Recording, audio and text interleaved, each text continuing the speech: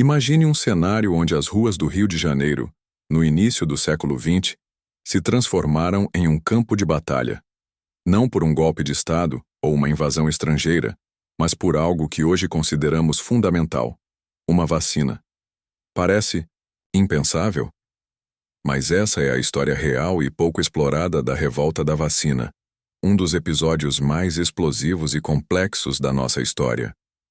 Neste vídeo, vamos mergulhar nos bastidores desse levante popular para entender por que uma medida de saúde pública gerou uma guerra civil nas ruas.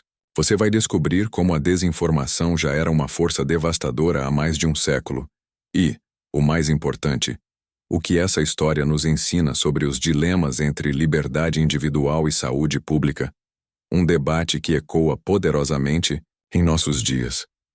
Prepare-se para ver que o passado muitas vezes é um espelho surpreendente do nosso presente. Para entender a revolta da vacina, precisamos viajar no tempo até o Rio de Janeiro do início do século XX. A capital do Brasil era uma cidade paradoxal.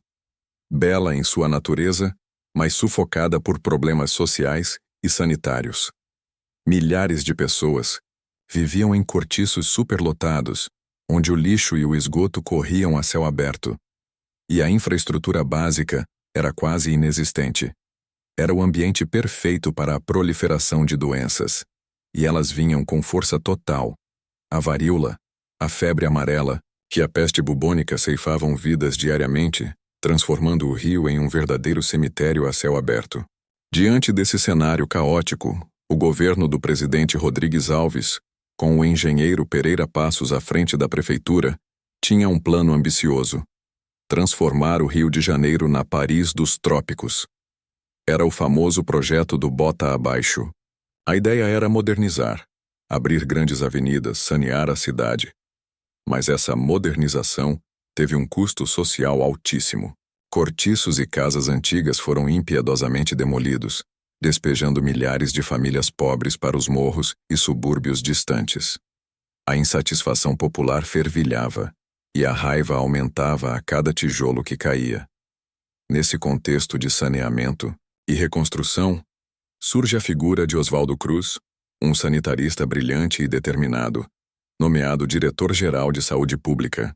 Ele era a esperança para combater as epidemias. Suas campanhas de extermínio de ratos e mosquitos, que incluíam até pagar a população por ratos mortos, já geravam polêmica. Mas o ponto sem retorno foi a proposta de uma lei: a vacinação, obrigatória contra a varíola. Para Oswaldo Cruz era a única saída para proteger a cidade. A lei, aprovada em 31 de outubro de 1904, autorizava as brigadas sanitárias a entrar à força nas casas para aplicar a vacina. Foi a gota d'água. Aquela decisão que visava a saúde acabou acendendo o barril de pólvora de uma revolta popular sem precedentes.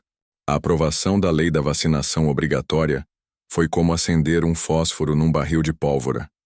No dia 10 de novembro de 1904, o Rio de Janeiro explodiu. O que começou como protestos isolados rapidamente escalou para uma verdadeira guerra nas ruas. Barricadas foram erguidas com o que houvesse à mão: bondes virados, móveis, madeiras. A população, munida de pedras, paus e até algumas armas de fogo, enfrentava a polícia e o exército.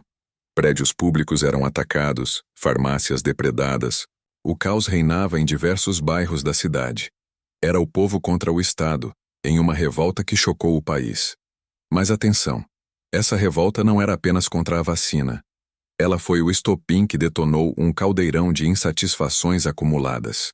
A população já estava exausta com a política de bota abaixo, que os expulsava de suas casas e os forçava a viver em condições precárias. Havia um profundo sentimento de invasão da privacidade e da dignidade, especialmente quando os agentes sanitários entravam nas casas à força, expondo até mesmo as mulheres à vacinação.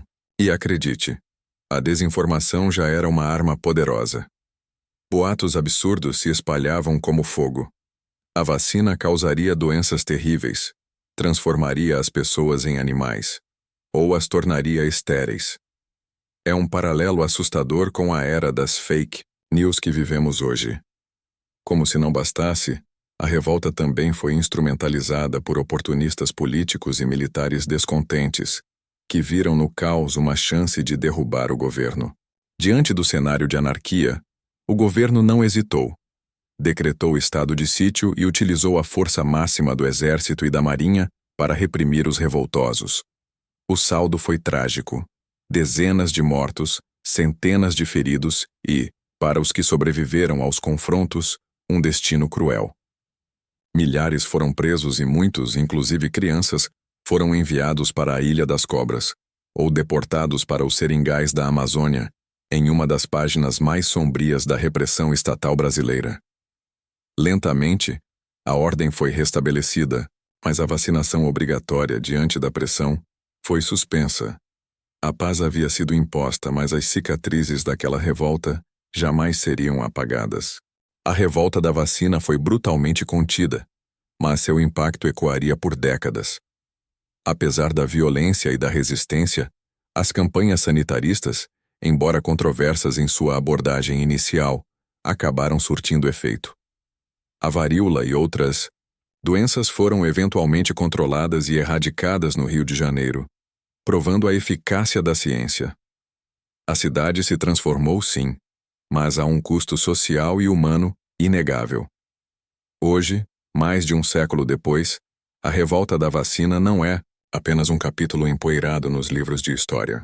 Ela é um espelho poderoso dos desafios que ainda enfrentamos. Ela nos ensina, antes de tudo, sobre a importância fundamental da comunicação e do diálogo. A imposição sem esclarecimento, sem respeito à dignidade das pessoas, sempre gera resistência e conflito, não importa a boa intenção da medida. Além disso, a história nos mostra, de forma dramática, o perigo avassalador da desinformação. Boatos e notícias falsas propagados sem controle foram um dos combustíveis daquela revolta, assim como vemos hoje no debate sobre a vacinação e a saúde pública. É um lembrete contundente de que a ciência precisa de informação clara e acessível para ser aceita. Por fim, a revolta da vacina nos provoca a refletir sobre um dilema atemporal: a tensão entre o bem-estar coletivo e as liberdades individuais. Até onde o Estado pode intervir na vida do cidadão em nome da saúde e da segurança de todos? Essa é uma discussão complexa, sem respostas fáceis, mas que o passado nos convida a revisitar constantemente. Entender esse passado turbulento é, portanto, uma chave crucial para navegar os desafios do nosso presente e construir um futuro mais informado, consciente e justo. E você? O que essa história te faz pensar sobre os desafios que vivemos hoje? Acha que a história se repete? Ou que podemos aprender com ela para não cometer os mesmos erros? Compartilhe sua opinião e suas reflexões nos comentários abaixo. Se você gostou de mergulhar nesse capítulo tão fascinante e relevante da história brasileira, não esqueça de deixar o seu like, se inscrever no canal para mais conteúdos exclusivos e ativar o sininho para não perder os próximos vídeos. Sua participação é fundamental para o crescimento do nosso canal e para que mais pessoas descubram essas histórias incríveis. Até a próxima!